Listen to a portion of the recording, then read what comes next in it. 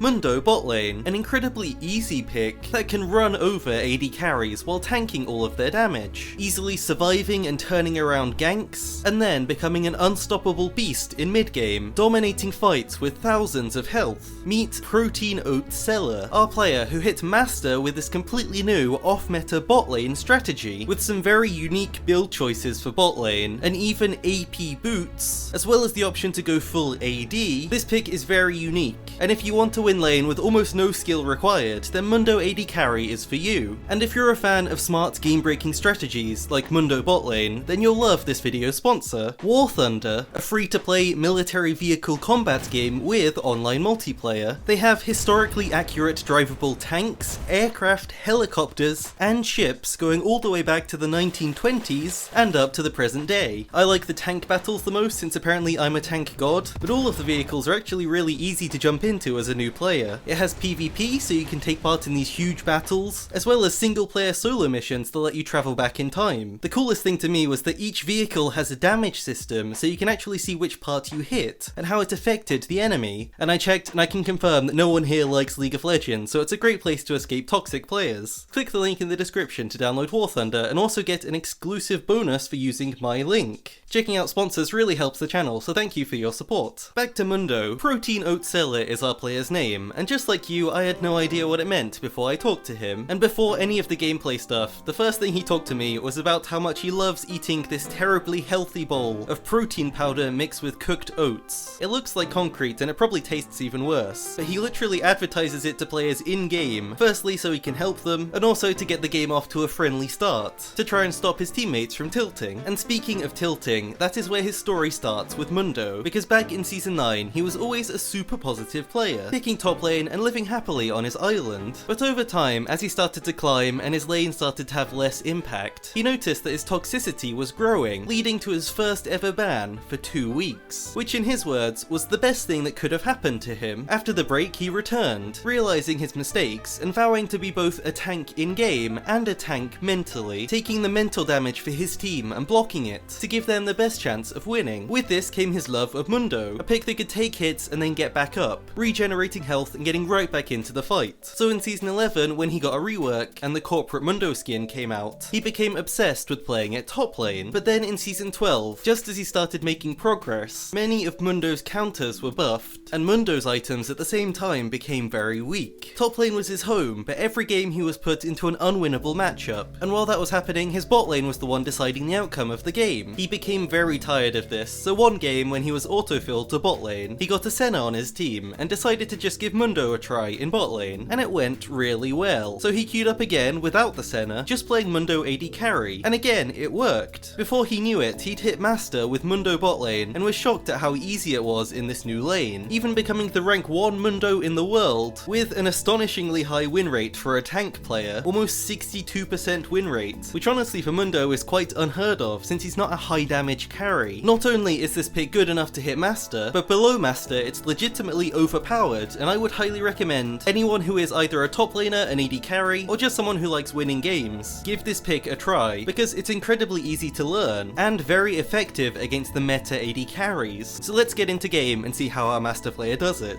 At level 1, Mundo takes Q. He's a melee laner against at least 1, if not 2, ranged enemies, so his level 1 is all about farming with Q and avoiding damage. The good thing is that his Q is basically free to use. If it hits a minion or a champion, then the health cost is restored, so every 4 seconds he can use it for free to poke an enemy or to kill a minion. This weakness changes very quickly at level 2. Mundo takes his E and gains a crazy amount of attack damage steroid, which is even higher when he's low health. So right away he can look to land a Q slow and go for an all-in kill, since he's able to reach more than 100 AD at level 2, which is much more than any of the full AD marksmen in this lane, and he can already look to start winning lane. Here is when his first strategy begins. Exhaust Flash. Mundo is already a very tanky champion, and in fact in bot lane, his tankiness early on is almost too hard for enemies to overcome. He has a ton of health, as well as his passive to avoid any hard CC, so you can't pin him down with CC, meaning poking him is your only option. So Mundo decides to just take a fight, exhausting the enemy AD carry to make it even harder for them to kill him. He goes all in on being unkillable in this lane. Level 3 he takes another point in Q and keeps up his poke. Now is where you really start to see the power of this pick. If enemies don't pick a poke lane, then the lane is over, you win. If they pick a scaling lane, then Mundo can scale faster than them, buying cheap tank items before they can get their expensive AD carry items, letting you quickly win the game. If they pick a kill lane against Mundo, again they can't really win, since Mundo has exhaust and is incredibly hard to kill. He's just a wall of health that does a surprising amount of damage, which enemies will not expect. It's the kind of lane that's super hard for enemies to win, but very simple for Mundo to just farm, throw some cleavers, and occasionally run at someone to get a kill. The one thing you must never do in lane is die. The benefit of this pick is you quickly outscale the enemy AD carry just by getting XP, since Mundo has such good scaling with levels. Sure, it's good to get some CS to afford his cheap tank items, but you need to avoid death at all costs, because it will make you fall behind. And avoiding death gets really easy at level 6, when Mundo gets ult, another tool that makes him unkillable. Old Mundo ult was good, but new Mundo ult is way better, immediately giving you bonus health, and AD,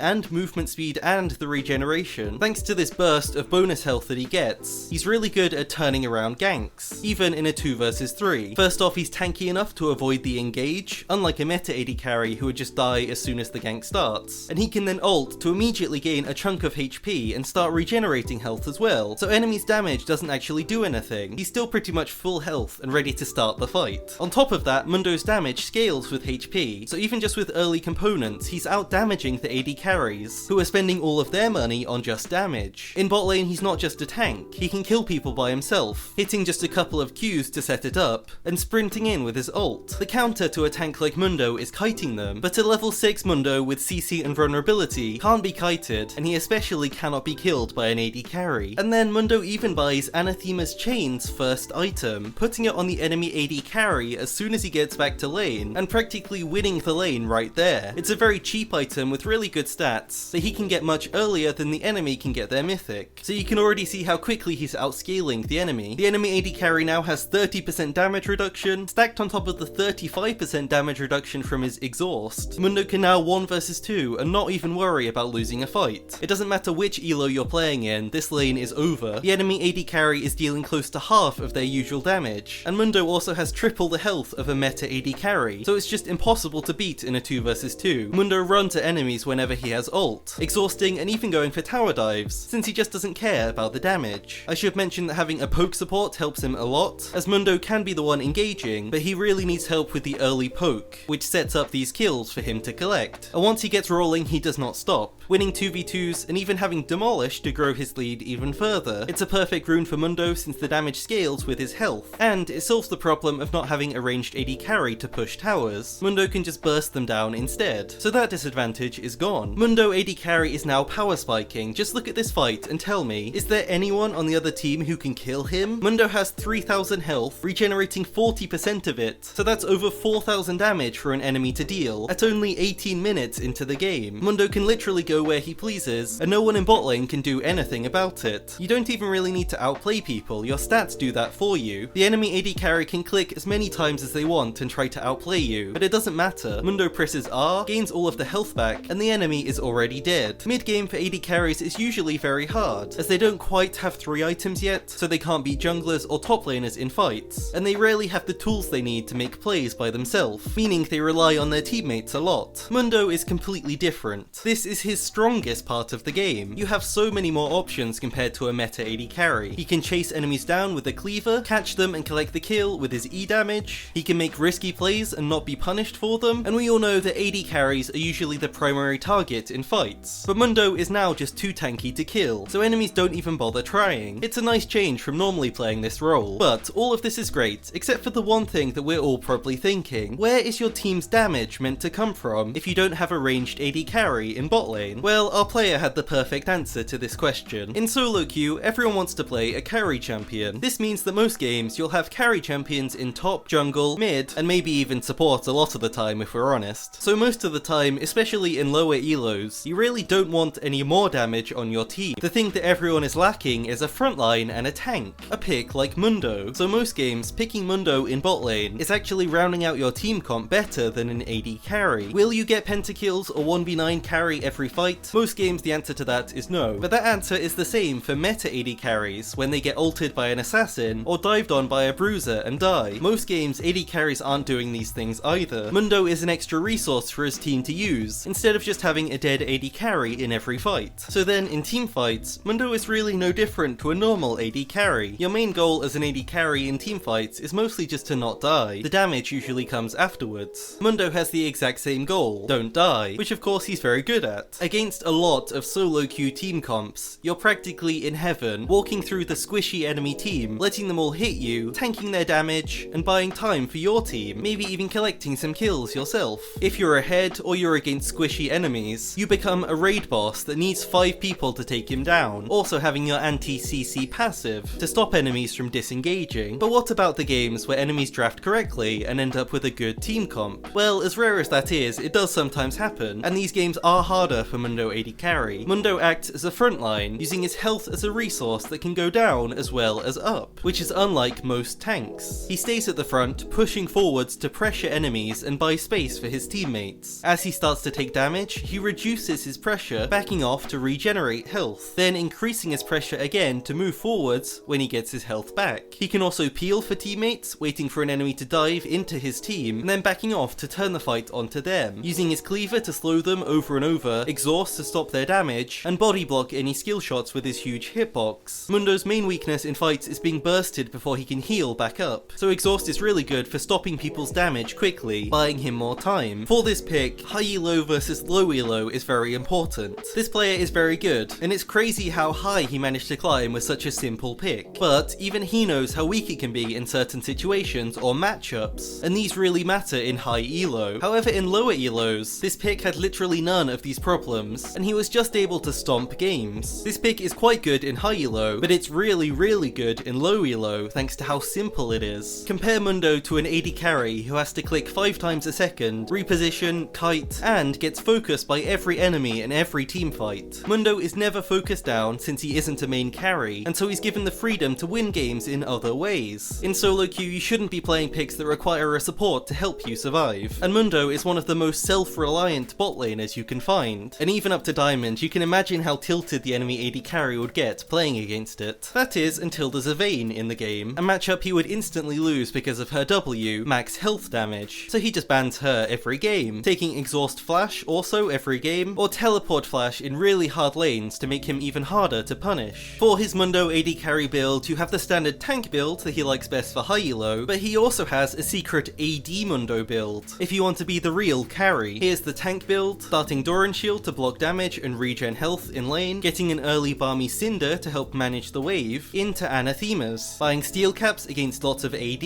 or Swifties against everything else. Frostfire Gauntlet as his mythic, really good tank stats as well as the slow to set up kills. Then he's focused on going full tank, but then fitting in a surprising item, Sterak's Gauge, and this is because of how good the shield scales with bonus health, so it's really good with Mundo's ultimate, and gives him some good AD to carry fights. Spirit Visage for the healing, and Gargoyle so you can be even more effective as a frontliner. If you're playing against a damage support, then Anathema's first isn't really that good, since they can still do a lot of damage to you, so in that situation he'd rush his mythic first. But in all other games against like enchanters and tanks, Anathema's is really good, since the AD carry is the only one who's dealing damage. The top secret AD Mundo build has a lot of attack speed, AD and Titanic Hydra to transform his health into damage, getting Death Dance for even more healing, making him harder to kill, and ending the build in the same way. Here are the classic runes for tanky Mundo, but if you want to destroy your lane, you can also do this Arcane Comets page with Futures Market, so that Mundo can base early on for Sork shoes instead of his normal boots, as this makes your cleaver damage really stupid, and this strategy is perfect for tilting AD carries. I think the Comet page is probably better for lower elos, to help you dominate lane, but it's worth testing both of them because of course it's higher risk. I should mention he recently decayed and took a break, so if you check his account today, he'll probably be in Diamond. I wanted to mention it because he told me he isn't playing right now as he's not at peak skill level on this pick, since he took some time off, and he doesn't want to ruin games for other players, which I think is quite nice. He's already proved how viable it is, playing it all the way from low elo to high elo, so what else does he really have to prove? And don't forget to check out War Thunder. It's a game that I really like because of how immersive it is to fight in these huge scale realistic battles. It's free to play and very friendly to new players, unlike League, so please give it a try at the link in the description. Thanks so much for watching.